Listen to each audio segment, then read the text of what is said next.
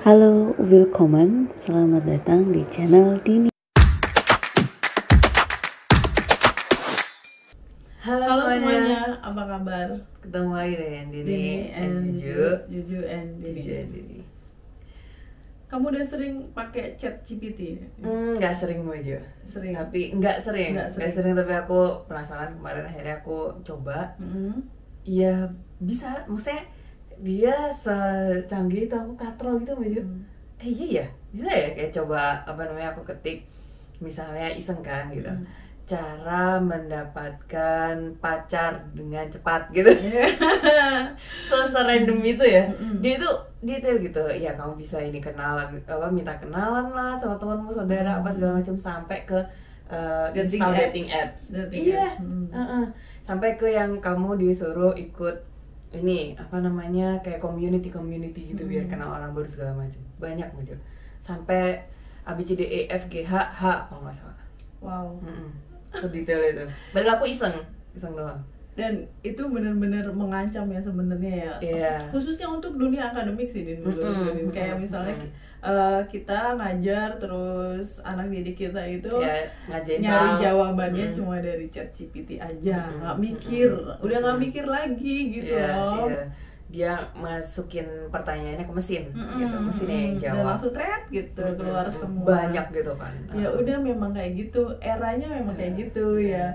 Tapi ChatGPT, robot AI dan sebagainya ini gimana sih untuk kelangsungan humanity kita? Nah itu yang mau kita bahas ya, Din. Kemanusiaan, rasa kemanusiaan yang dipunya gitu ya, sama orang-orang ini tuh, sama orang-orang kita, maksudnya ya manusia gitu, itu tuh apa kabar gitu ya. Misalnya kayak ngajar itu kan sekarang udah ada e-learning, terus hybrid ada kan, aplikasi-aplikasi apa, permainan yang menggunakan aplikasi ya intinya. Iya, ada aplikasi, ada yang dimasukin pertanyaan, dimasukin materi dan sebagainya. Nah, itu ada yang web juga ngajar. Iya, web juga. Kayak web browser gitu, kita bikin quiz macam-macam ya. Benar. Nah, itu kan mengurangi interaksi antara guru dengan murid atau mahasiswa dengan dosen gitu kan. Kalau misalnya di antara murid atau mahasiswa ini lagi ada masalah, misalnya dia murung di kelas gitu, dia mengalami suatu tindakan yang tidak menyenangkan misalnya di rumahnya, kemudian ketemu dosennya, ketemu gurunya, itu kan bisa gitu loh ditanyain, kamu kenapa, saya bisa bantu apa, misalnya gitu kan. Tapi kalau semua sudah diambil alih oleh AI, oleh yang ngajar apps segala macam, gitu. Yang ngajar tuh robot gitu. Masalah kemanusiaan yang semacam itu apakah masih bisa kita apakah masih bisa diselesaikan? Masih bisa dicari solusinya gitu, yang berhubungan dengan kemanusiaan itu? Nggak bisa kalau misalnya itu cuma robot gitu kan, Wahyu. Robot aja dia nggak bisa menjawab dengan detail yang itu tuh belum dimasukkan ke sistem media. Iya. Kan sistemnya kan juga manual juga ya masukinnya ya kan? Iya. Kecuali kalau misalnya yang serem itu, Mbak Jo, yang kata Davin, ada kan, teman-teman bisa lihat di podcastnya Pak Helmi dengan Davin gitu. Davin ini ya dia itu baru lulus gitu kan dari Stanford University. Nah, dia belajar AI gitu. Nah, terus Davin bilang yang serem itu ketika si robot ini yang udah bisa menciptakan AI-nya dia sendiri gitu loh. Wow. Yang udah serem itu ada. Gimana? Contohnya maksudnya menciptakan AI-nya sendiri itu gimana? Nggak, jadi ya sistem baru ini diciptakan oleh robot gitu, yang diciptakan manusia gitu. Jadi manusia ini misalnya udah punya robot canggih banget gitu kan. Si robot ini udah kita udah masukin AI di situ, udah masukin sistem segala macam di situ, udah oke pokoknya Mbak Jo ya. Nah, kita menciptakan ini tuh agar dia itu bisa menciptakan ini baru gitu loh. Program baru gitu. Nah, kalau misalnya itu udah sekarang lagi dikembangkan. Sekarang lagi dikembangkan tapi belum sempurna si robot yang bisa menciptakan ini baru. Tapi kalau misalnya ini udah kejadian, itu yang serem kata Davin. Serem karena nggak bisa dikendalikan gitu. Betul, serem karena kalau misalnya semuanya udah robot, kita ini akan susah gitu loh untuk mengutak-atik si ciptaannya si robot ini gitu loh, karena robot yang udah ini gitu. Jadi ingat film itu Spider-Man, Din, kan dia kan tokoh villainnya itu kan menciptakan makhluk gitu kan. Benar. Akhirnya makhluk itu menjelma jadi dirinya sendiri kan. Ternyata si makhluknya itu menggerogoti dirinya sendiri, akhirnya dia yang jahat gitu jadinya. Sama kayak AI ini diciptakan manusia, terus kemudian karena saking pinternya dia bisa menciptakan sistemnya sendiri, sistem baru yang bisa aja menyerang kita gitu. Itu kata Davin yang seram, tapi itu masih jadi perdebatan Baju. Sedang dikembangkan, masih tapi terlalu jauh juga mungkin, atau masih deket. udah deket. Itu lagi dikembangin, makanya meskipun itu udah deket depan rumah. Makanya kata Davin itu kenapa seram, karena meskipun diperdebatkan, tapi itu ada yang ngembangin gitu loh Baju. Tapi kan itu juga ada robot itu, AI itu juga ternyata aku baru tahu gitu dari obrolan Davin kemarin tuh ada kayak semacam izinnya gitu loh, maksudnya mau yang buat bisa digunakan oleh manusia ya gitu, yang akan dipatenkan. Gitu authorized yang akan dipatenkan tuh ada izinnya gitu. Jadi ya tetap. Nah, hubungannya dengan ini Baju yang tadi guru atau dosen yang suatu saat itu bisa digantikan oleh AI dan robot. Davin kemarin bilang dia memang proyeksinya itu AI-nya dia yang dia kembangkan sekarang itu untuk pendidikan kan, sektor pendidikan. Tapi dia tidak mau mengesampingkan guru, karena kamu pakai sistem saya nanti misalnya kamu beli gitu ya, pakai AI saya, pakai latihan soal saya, kamu nggak bisa tahu penjelasan detailnya, kenapanya misalnya, bagaimananya, kenapa jawabannya bisa itu tuh nggak bisa gitu. Karena itu cuma latihan soal. Karena cuma drill itu doang. latihan soal TOEFL ya. Yang sekarang dikembangkan itu. Jadi si Davin ini mengembangkan soal-soal latihan TOEFL menggunakan AI. Kalau misalnya kita latihan TOEFL bareng sama di guru di tempat les misalnya, tempat les gitu, skornya itu mungkin sekitar 400-450 dalam 1 bulan ya, setelah 1 bulan kursus gitu. Sedangkan kalau misalnya kita menggunakan AI-nya si Davin mengerjakan soal-soal TOEFL itu bisa menaikkan skor. Bisa menaikkan skornya, bisa nyampe 500 sampai 550 gitu. Jadi dalam waktu 1 bulan sama gitu. Tapi skornya lebih tinggi gitu kan.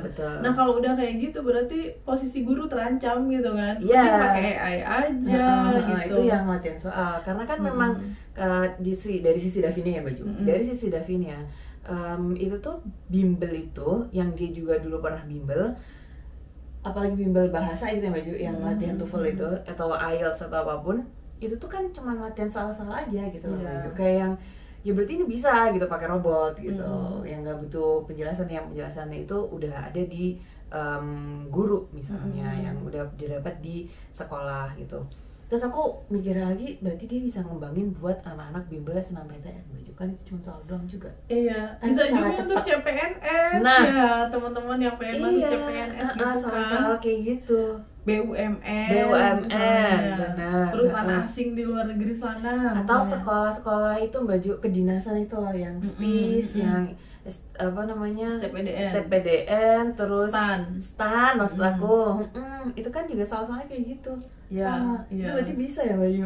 Ya bisa. Pakai AI kita belajarnya gitu maksud aku. Apalagi soal-soal kayak gitu kan memang udah terinput di internet udah banyak dari dulu ya. AI itu kan cuma ngambil-ngambil yang udah ada kan. Dikumpulin dari seluruh dunia, dimasukin di dalam satu sistem itu, kita ketik apa langsung keluar semua gitu kan sih Baju. Mempermudahnya itu di sebelah situnya. Iya sih, tapi kalau aku mikir lagi Baju, di les bimbel-bimbelnya, penjelasan guru itu tidak dibutuhkan. Itu ada kan memang yang, karena kita guru ya Baju juga ini kan Baju juga dulu pernah di Primagama juga kan dulu. Itu kan ada materi yang nggak dijelasin di sekolah karena waktunya nggak cukup kan Baju. Iya. Karena kita ngomong sekolah negeri, bukan sekolah swasta atau private school gitu kan, atau apalagi sekolah munafik ya. Betul. Suatu semesternya 100 juta misalnya. Atau ini homeschool ada itu tambah nggak mungkin lagi gitu. Itu kan kita dibatasi oleh waktu ya Baju. Dan tugas-tugas guru di sekolah negeri yang segitu banyak gitu kan. Jadi itu ada yang materi nggak bisa dijelasin di situ maksud aku, dan itu kita dapatnya di les, di bimbel itu tadi. Tetap tidak bisa menggantikan sih, meskipun itu guru les sekalipun. Dari sudut pandang aku sebagai guru, ininya AI-nya Davin ya Baju gitu. Tapi ya benar juga, ada benar. Tapi memang namanya sekolah itu bukan cuma belajar akademik aja, Din, kan belajar sopan santun, empati, simpati, budi pekerti, kayak gitu kan nggak diajarkan di AI. Iya, AI nggak ngajarin. Emang kalau kamu lewat depan orang tua terus nyuwun sewu apa enggak gitu. Nyuwun sewu atau enggak, AI yang lihat emang ya, enggak juga kan. Nah kalau misalnya dilihat sama guru kan ditegur tuh, kamu nggak boleh kayak gitu. Iya. Gitu. Atau ibunya lagi nyuci piring yang kayak Cinta Laura itu, tapi anaknya di luar sama pacarnya lagi pacaran gitu kan, itu di ruang tamu gitu. Itu nggak pantas, itu nggak sopan. Orang tua lah yang menegur, kemanusiaan lah yang menegur gitu kan. Kemanusiaan masih tetap menang ya Baju. Iya, antara manusia dengan manusia lainnya. Kalau manusia sama robot, manusia sama komputer, ya tegurannya nggak seperti itu. Nggak ada di sini. Malah robotnya nggak kan robot punya emosi. Kita nggak punya emosi, robot nggak bisa ngerasain ya Baju. Jadi ya dibiarin, malah nggak ada urusannya sama si robot gitu. Saat dunia semakin canggih, ya kan, manusia udah makin tergeser kayak perannya itu udah nggak begitu dibutuhkan lagi. Dulu aja ya jalan tol itu kan Din ya, dulu kan harus kita bayar gitu kan, terus ada orangnya di tolnya, dibuka kacanya, kita bayar, ada interaksi gitu. Sekarang pakai tepokan e-tol aja, ditepok doang ya, ditempel tempelin doang. Dan makin kesini makin banyak peran-peran manusia yang udah digantikan sama robot ya, termasuk di bandara-bandara juga gitu kan dia. Benar. Bahkan di bank-bank sekarang Baju, teller bukan teller, teller termasuk maksud aku itu loh CS. Iya, CS. Itu kan semakin sedikit karena di mesin udah bisa bikin ATM sendiri, kita bisa udah bisa kita apa namanya debit kredit kayak kita nabung itu kan masukin uang tunainya ke situ, udah nggak butuh teller lagi. Nah terus habis itu kartu ATM bahkan kita udah nggak butuh Baju, di HP semuanya udah, jadi kita bisa tarik tunai, nggak usah ATM kan, itu mesin udah melakukan berarti kan. Nah kayak gitu loh, itu manusia semakin bergeser gitu perannya ya Baju. Dan makin lama kayaknya manusia makin nggak bergerak deh nih. Nah itu kan? Iya itu juga. Kalau dulu kan mau ke bank ya kan, mau transfer ke bank dulu, antri dulu, terus ngisi form. Iya ngisi form, bener banget. Sekarang no. Kayak gitu. Tapi tetap Baju, meskipun kita semakin dimudahkan ya menurut aku, karena tujuan teknologi itu sebenarnya itu memudahkan manusia sebenarnya kan. Humanity will always win. Akan selalu menang gitu. Karena ya gimana, kita berinteraksi itu kalau nggak pakai perasaan, nggak pakai tepos liro, ya apa itu empati maksud aku, betul banget gue ngomong kayak empati gitu, itu nggak bisa gitu. Apalagi cinta-cintaan Din. Tentu saja. Emang kamu mau selamanya pakai V-call aja? Emang kamu ketemunya lewat Gojek? Lewat ngobrolnya lewat Gojek kayak sial dia dong. Ada sekarang Gojek itu aja. Katanya yang bisa buat selingkuh tuh Gojek bisa, Shopee juga bisa loh Din. Jadi bisa chatan sekarang. Serius. Allah. Jadi aku Gojek tahu jadi seller. Satu jadi seller, satu jadi pembeli, customer. Nah misalnya cowoknya si sellernya, ceweknya si customernya. Nah mereka tuh chattingnya di dalam online shop itu. Nah pasangannya nggak tahu nih. Ya emang pasangannya mau ngechat cecengan Shopee, Tokopedia kan enggak. Parah banget. Semakin banyak jalan untuk melakukan hal kayak gitu ya. Iya, itu yang licik sih Baju, itu yang disalahgunakan. Menyalahgunakan kemudahan itu kan. Iya sih. Tapi itu tadi kalau misalnya kita bahas humanity itu akan selalu ada di atas, selain interaksi antar sesama manusia juga menurutku ini Mbak Ju, orang itu kan juga butuh saling menghormati tuh, apa sih namanya, atau saling memberi kehangatan.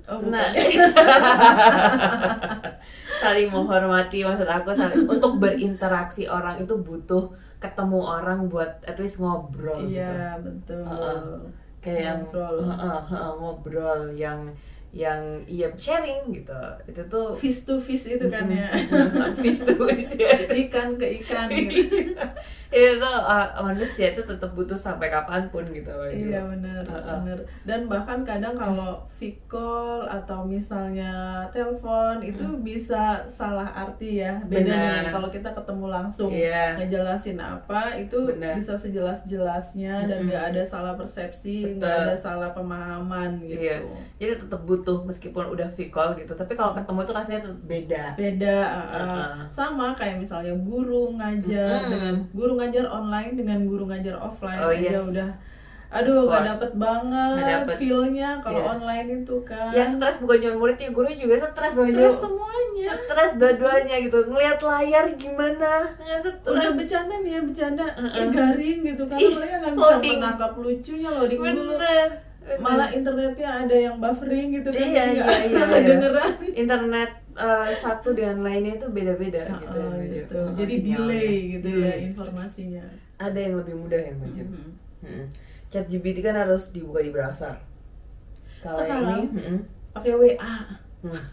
Jadi bentuknya tuh nomor kontak WA gitu loh. Kita masukkan nomor bot manggilnya namanya bot gitu ya. Robot gitu. Bot berapa jarak bumi dan matahari misalnya langsung dijawab sama dia gitu. Berapa panjang tembok Cina. Terus bot di mana istri saya? Maaf nggak tahu.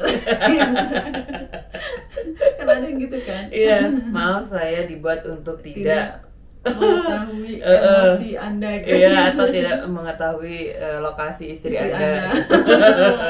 Dia bilang kayak gitu ya. Nah, yang makin mengancam banget dunia pendidikan itu ketika ChatGPT ini dipakai untuk menyusun skripsi, tesis dan disertasi. Ya, memang kita butuh bisa ya menggunakan ChatGPT itu, tapi untuk inspirasi aja, Din. Bukan untuk yang dicomot semuanya ketiplek jadi diambil semua. Dimasukkan ke karya kita nggak bisa juga. Kenapa dia sih kalau kayak gitu caranya? Benar. Dan ini Baju, kan kita juga diajarin cara mensitasi, mengutip ya Baju. Mengutip apapun itu, mengutip teori, mengutip gagasan, pendapat itu kan diajarin caranya. Ya itu yang dipakai gitu kan Baju, bukan yang langsung dicomot langsung ditempelin gitu. Soalnya seadanya gitu. Kalau di ChatGPT tuh tolong buatkan pendahuluan untuk judul tesis pengaruh bla bla bla terhadap bla bla bla gitu. Langsung keluar pendahuluannya. Kalau kita nggak setuju, jangan yang ini, bikin lagi sama dia. Tapi itu pikiran siapa gitu. Itu kan pasti dari mana-mana kan dia. Dan kalau dicek plagiasi ya pastinya kena lah plagiarism. Kalau misalnya itu nggak kena Baju, sekarang udah ada mesinnya. Nah, ada mesinnya. Kabar baik buat kita semua. Karena sudah ada mesin pendeteksi karya ini dapat dari ChatGPT apa enggak gitu. Jadi itu udah ada. Yang menciptakan siapa, Din? Masih digodok ya? Udah jadi. Salah satu dikembangkannya itu salah satunya Davin mengasisteni profesornya dia gitu Maju. Jadi itu udah jadi tapi belum disebarin gitu. Kata Davin, tapi udah jadi. Tapi itu kabar bagus sih.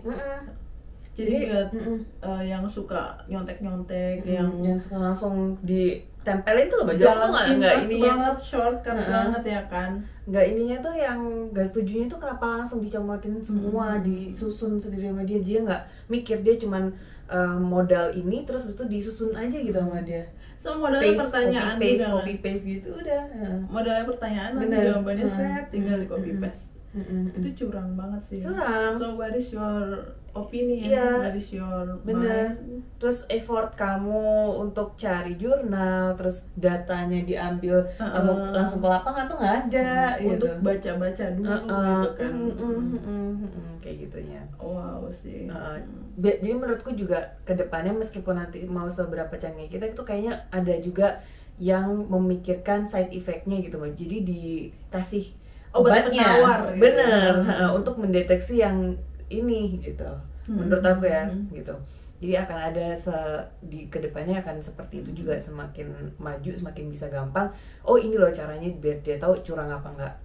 Tapi buat kita yang memang hidup di era seperti ini ya, di eranya ChatGPT, AI gitu, mau nggak mau memang kita harus pakai, harus beradaptasi ya kan, Din. Kita harus pakai, harus paham juga, tahu cara kerjanya, gitu kan. Cuma saya masih agak-agak tradisional sih, Din. Jadi mungkin bidang saya masih belum terlalu banyak bersentuhan dengan AI dan ChatGPT gitu. Belum terlalu banyak membutuhkan itu. Jadinya cukup tahu cara menggunakannya, dan kita ya lebih bijak aja sih kapan butuh, kapan enggak gitu. Benar, soalnya kalau misalnya kita nggak ngikutin ya Mbak Ju, dan kita nggak paham, anak-anak ponakan misalnya atau anak Mbak Ju misalnya, generasi yang sekarang tuh kan udah pakai gitu. Kalau kita nggak tahu kan, ya kita nggak boleh loh kalau langsung ambil kayak gitu kan, kita bisa ngasih tahu gitu ya Mbak Ju. Humanity-nya juga berperan di situ. Tapi intinya sama-sama sih, kalau misalnya dapat dari ChatGPT itu terus kita baca, intinya kita juga dapat informasi gitu kan. Yang penting dibaca, jangan lewat doang. Iya betul. Gitu. Oke. Ya udah cukup ya Din ya. Terima kasih teman-teman sudah menonton. See you next time. Bye. Thank you for watching. Cheers.